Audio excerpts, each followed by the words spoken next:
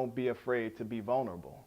A lot of times, especially with men, we put up this facade and this gated feeling of like not wanting to let someone into who we are. You know what I mean? So I would tell myself, definitely don't fall for that. Don't think being vulnerable is a sign of weakness.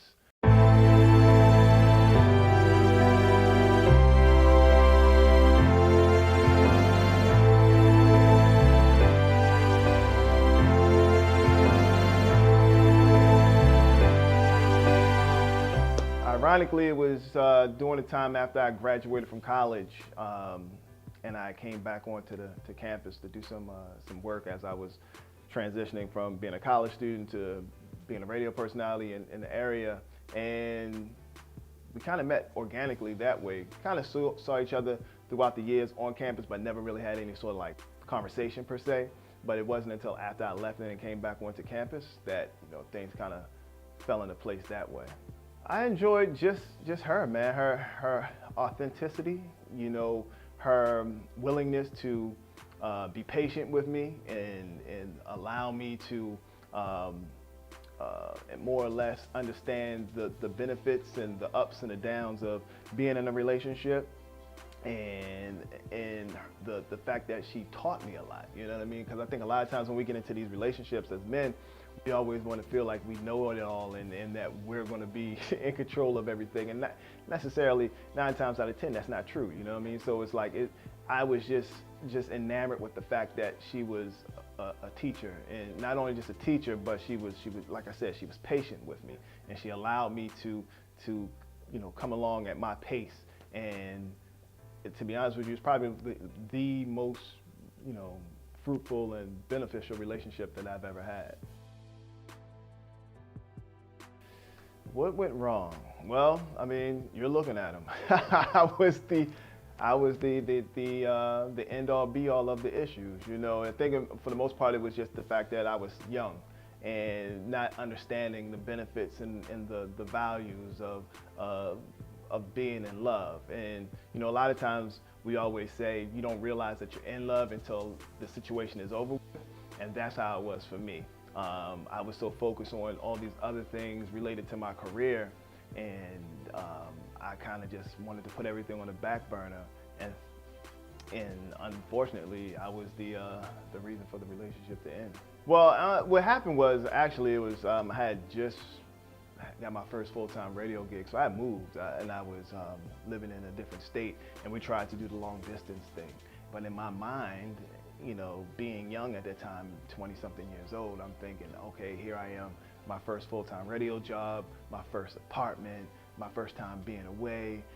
Man, all these great things are going to happen to me because I'm, doing radio in this new city. I'm going to be in these clubs, yada, yada, yada. Basically, what I was doing was just, self-sabotaging and making excuses for something, because I think in my heart of heart, I really did think that I wasn't ready per se. Especially for that challenge of being away. Now, if we were in the same situation, in the same area, I think everything would have been, copacetic, but it just didn't work out that way. And the irony of things, I'll show you how, things work out. 7 months later, I found myself back in the city after I left that radio station, and I tried my hardest to make things work. But I think at that point in time, I had already just screwed everything up. The funny thing is like I kind of set that relationship as the bar for all the other relationships that I tried to, venture into. But I also beat myself up for years based off of that. You know what I'm saying? Because I just thought like I just had something perfect and I screwed it up. And then I didn't know if that perfection in my mind of perfection of a relationship would ever, rear its head again. And so I just spent the years, honestly, chasing something I couldn't catch. Lessons that I definitely learned from this experience is the fact that, one, be open-minded, never just say no to certain situations, be mindful of other people's feelings, definitely be a listener and not a talker, and, don't lead by your, well, let me take that back. Some people always say, don't lead by your heart, lead by this. But sometimes it's vice versa. You got to let this, lead you to certain places, because this feeds this, So if your heart's feeding your mind, then you're going to realize certain things that are meant for you, certain things that aren't meant for you, and so forth and so on. And that kind of like going through that experience and other relationships throughout my life kind of created where I was able to write my book, Last Request, because it's a story loosely based off of me, about a man who's going through a journey of finding love and understanding what love is all about. Not even from the love that he's receiving from the main female interest or main female character in the book, but that lost in love that he wasn't receiving from other particular people in his life. So that those lessons was the birth of Last Request, which is available now everywhere books are sold. If I was to talk to younger 22-year-old Stretch, first thing I would tell him is to shut up. That's the first thing. Just don't think that you know everything. Be able to sit down and, again, be receptive and have an open ear and let the person who's talking talk. You just listen and then you respond.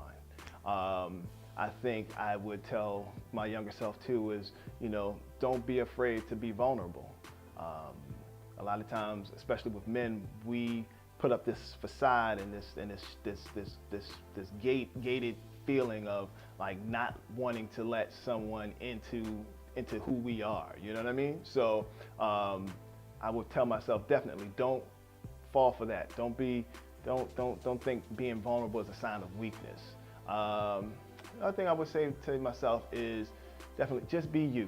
Just be you, because if you try to create all these different sort of entities of who you think you are instead of just being your authentic self, then you're truly definitely not going to be able to flourish in any sort of relationship, because that person they're not going to know who they're really what they're really getting. Fourth thing I would tell my younger self is to be able to communicate effectively. I think a lot of times, especially when we're younger, we think that it's better to kind of just like hold things in and wait till things start to build up and boil over. Then that's when we want to have conversations, and by that time things are just all over the place. So if you feel that you need to have this conversation and have it with a person, have it, but also be ready to accept what comes out of that conversation. And the fifth thing I would tell myself is, plain and simple, just don't be a dummy. Don't be a dummy, because dummies never win. And that's it.